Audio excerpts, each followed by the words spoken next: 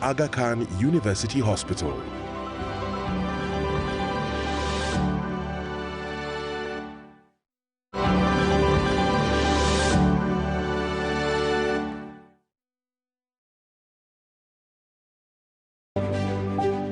From early on, he wanted to be a doctor and a surgeon in particular. But the sight of death, one of the complications of medicine, just broke his heart. My name is Dr. Ankit Dave. I'm an orthopedic surgeon with a subspecialty training in joint replacement and sports injuries, arthroscopic surgeries. On Doctor's Diary, we bring you the story of Dr. Ankit Dave, who instead opted to deal with bones and joints as an orthopedic surgeon.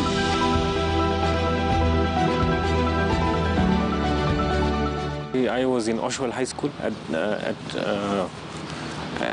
and primary school was Vis Oswald Primary, then Oswald High School. Then I was in University of Nairobi. Undergraduate I did in University of Nairobi, and also my postgraduate I did in University of Nairobi, and my fellowship training I did at Ahmedabad. Initially, I just wanted to become a surgeon. I did not know which specialty to choose. I still remember a child who died in front of me, had abdominal, intestinal obstruction, and came in too late. But we tried our best. We operated, but just the child unfortunately didn't survive. So it really affected me, and I still remember that was a weak point in my career, and everyone saw that, and even the interns that were with me, they said, "Doc, this I think you should not be like this. You should be a bit more professional."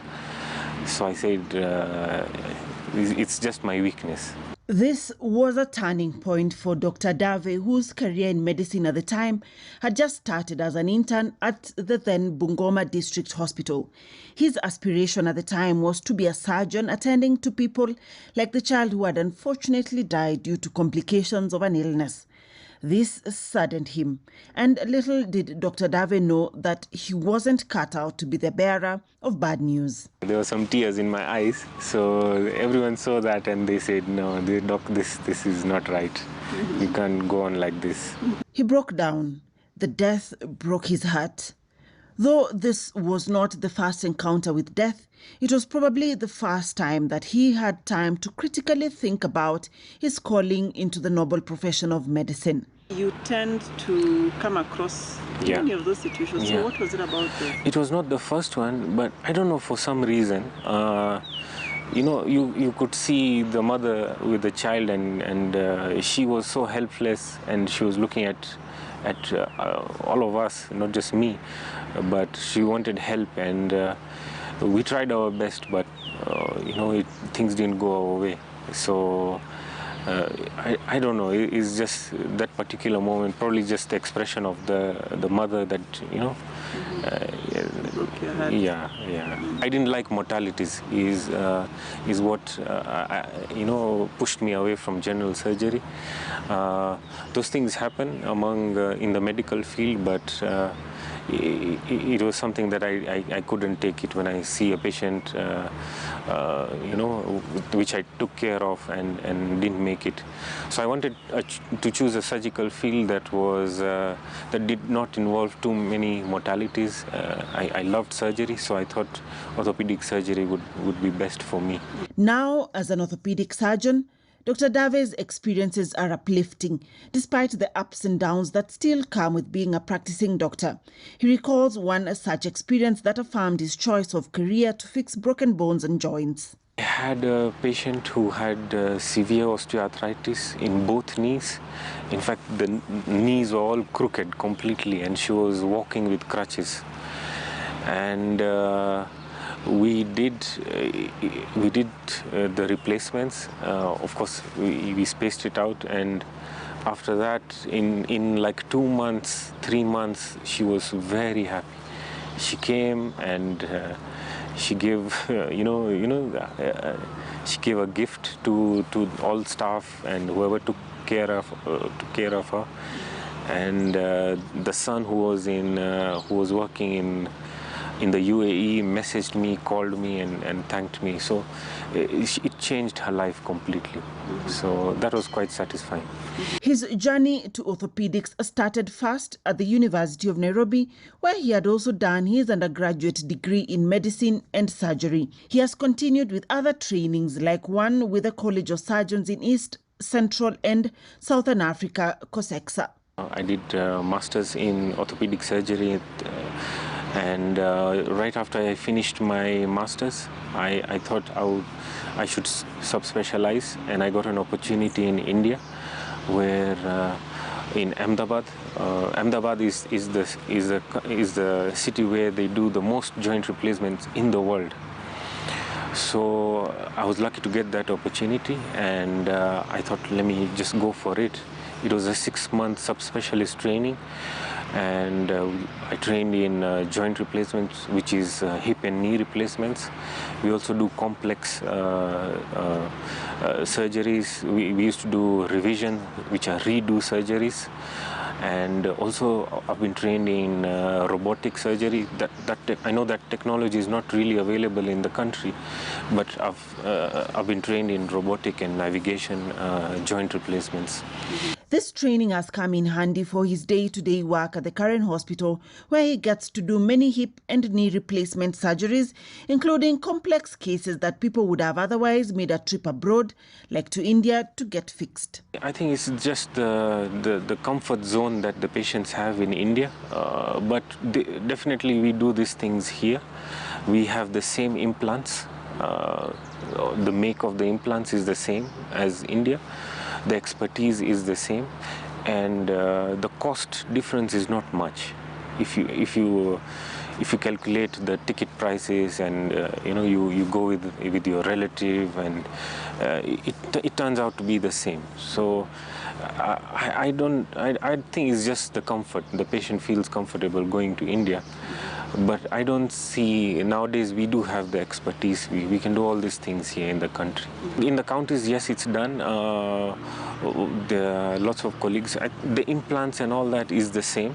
Probably just the environment, the hospital environment, the cleanliness of theatre. The theatres have to be clean enough to do these surgeries.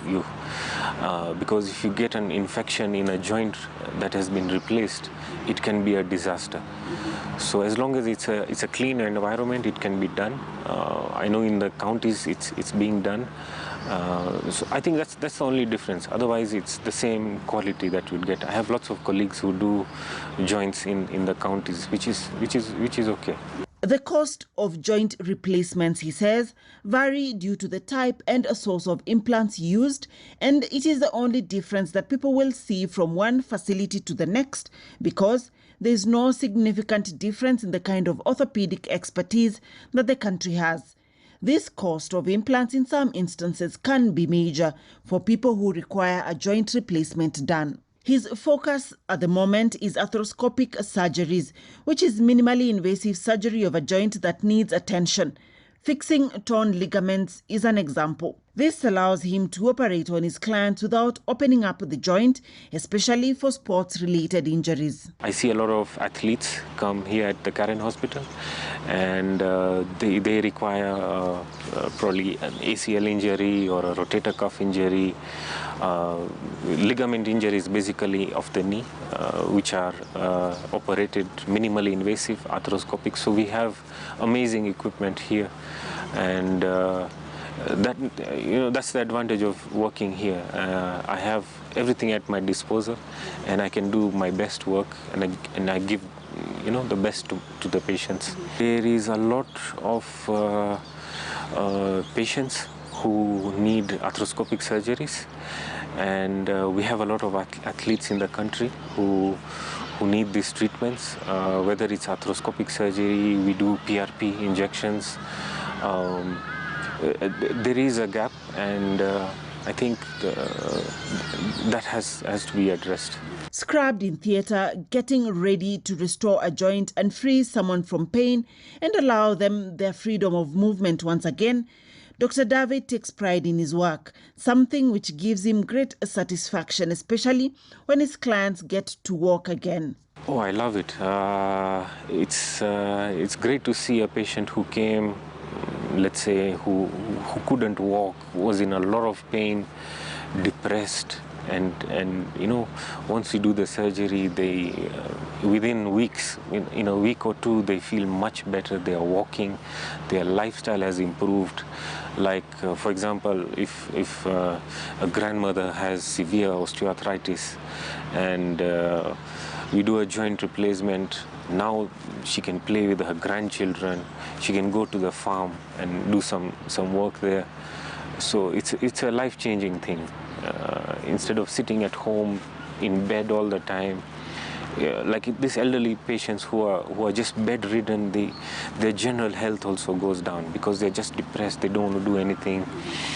So it improves the life. As a child growing up, the environment around him inspired and shaped his attitude towards medicine and being in a position to help and make someone else's life better by alleviating pain and suffering. I wanted to become a doctor since I was a child. I had some influence in my younger, when I was a child. I had my uncles who are doctors, who are successful surgeons. And just by looking at them, I thought, this is what I want to be, this is what I want to do. I saw my uncles, who are surgeons, and them do well. At that time, I was just seeing, how they were, they were working, they were talking about their patients. So I wanted that. And I also had an experience where my mom was involved in a road traffic accident. And she had some fractures. Luckily, she recovered from it. So when I saw that, these things does not make you completely bedridden. You can have a fracture and you recover. So I found that quite fascinating. It is at Bungoma County that he began his practice in medicine as an intern. At that time, it was Bungoma District Hospital, and it was among the top district hospitals at that time. I was really proud of Bungoma District Hospital. We did a lot of general surgery work. We had two general surgeons there, and I learned quite a bit from them. And we used to do all sorts of procedures, and it used to be quite satisfying to see that you've operated on a patient and they've gotten well. And so just by looking at the results, it was quite satisfying. But the few times that I had mortalities, it was quite painful for me.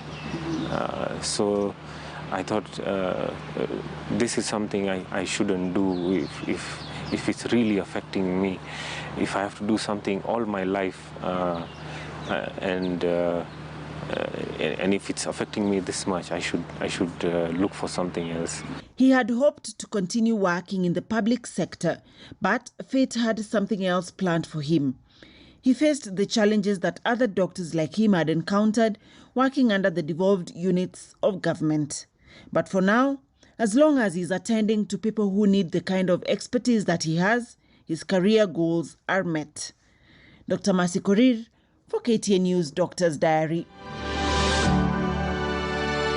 Stand with your heels and toes touching and take a deep inhale. As you exhale, bring your hands to your heart center. Most of the times people come to me, they're feeling as if they need to stretch. They're feeling very stiff. And their mental health, I feel people saying they don't know what to do. They want to start from somewhere. You find many people are helpless and they just don't know where to start. You see, yoga doesn't have the solutions. Yoga will just tell you, just start doing this thing. Yoga guides you on how to deal with your problems by yourself. I just said yoga does not have the solutions, but it certainly makes it much more better to have yoga as a skill. And now sit down on your heels. Most of the clients I have is word of mouth, because I just started teaching like mid of last year.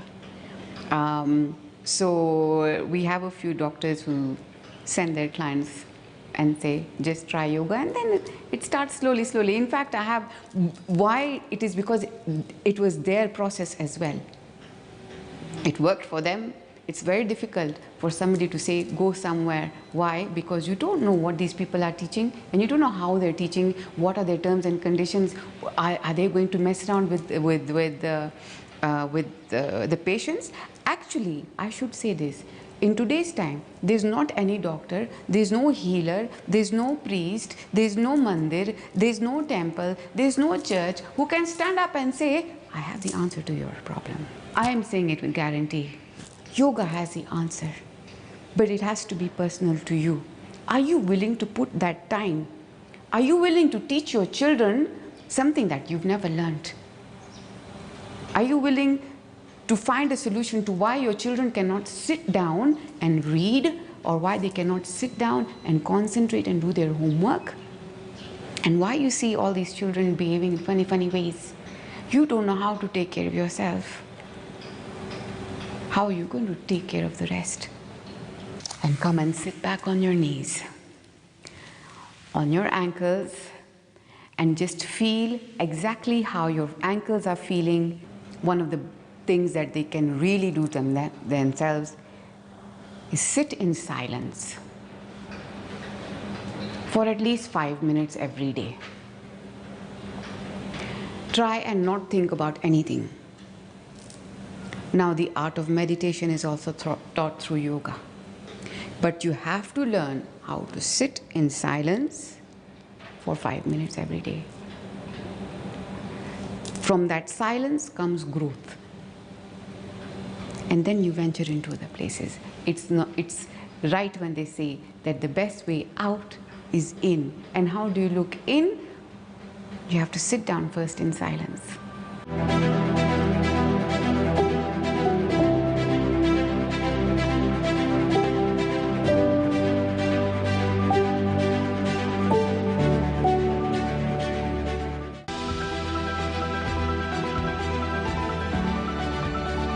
Health Digest, brought to you by Aga Khan University Hospital.